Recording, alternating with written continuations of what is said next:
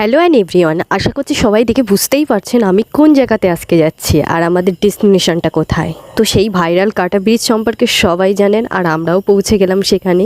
তো আমরা একটু দুপুর টাইমে গিয়েছিলাম, এই জন্য দেখুন একদম ফাঁকা মাঠে গোল দিয়ে দিলাম, মানুষজন ছিল না।